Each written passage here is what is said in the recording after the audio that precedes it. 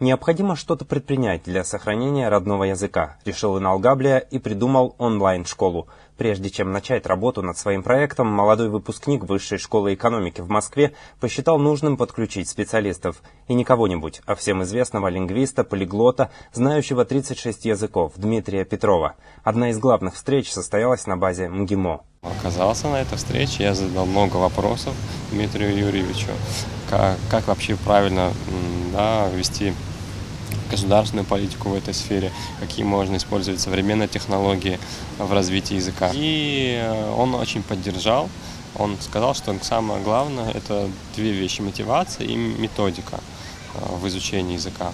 Абхазия должна идти в ногу со временем, считают молодые и инициативные. Поэтому было решено создать именно онлайн-школу. По методике, разработанной специалистами Государственного комитета по языковой политике, участники проекта смогут освоить базовые знания, то есть сделать уверенный шаг вперед для дальнейшего развития разговорной речи и письма. Это будет происходить в формате вебинаров, то есть ты можешь из любой точки земного шара, если у тебя есть интернет, зайти по ссылке и увидеть прямой эфир.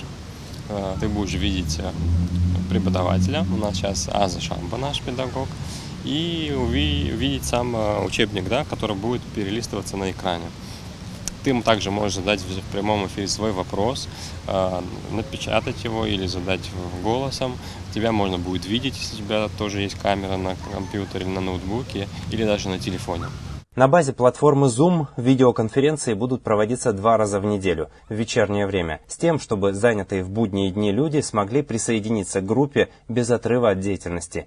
Длительность занятия 1,5 часа. Целевая аудитория – дети от 10 лет и взрослые. По окончанию 2-месячного курса все студенты получат сертификаты. Мы сами финансируем этот проект, это не государственный проект. И, соответственно, стоимость урока будет 380 рублей. Мы сделали такую среднюю стоимость для Абхазии. И курс будет состоять из 18 уроков. Для участия в проекте необходимо подать заявку или написать личное сообщение автору Иналгаблия в социальной сети Facebook. А первым студентом онлайн-школы стал никто иной, как сам Дмитрий Петров. Российский лингвист назвал абхазский одним из интереснейших для изучения языков. Он был первым человеком, кому я предложил стать студентом этой онлайн-школы абхазского языка. Я сказал: Дмитрий Юрьевич, а вы хотели бы изучить абхазский, 37-й язык? Он говорит: да, мне интересно, потому что Кавказский регион – это то место, где сохранилось наибольшее количество звуков со времен появления человечества. Количество мест в школе ограничено, отмечают ее организаторы. К группе уже присоединились более 100 человек. Многие из них проживают далеко за пределами Абхазии. Больше 120 заявок от разных людей, кто живет и в Абхазии, и в России. Даже есть люди, кто живет в Нидерландах.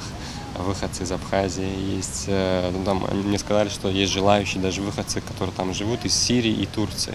То есть они не знают русского, но они знают турецкий или английский. У нас сейчас задача перевести учебник на английский или на турецкий. В дальнейшем планируется составить программу для более продвинутых курсов. Они должны стать актуальными для тех, кто владеет языком в той или иной степени, отмечает Иналгаблия. Что по итогам изучения нашего курса можно будет даже учить стихотворение.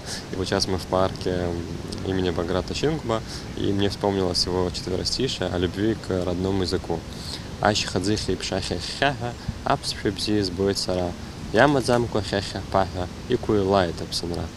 От слов к делу, от разговора о проблеме к ее решению. С таким девизом команда онлайн-школы абхазского языка планирует начать свою работу вечером ближайшего вторника.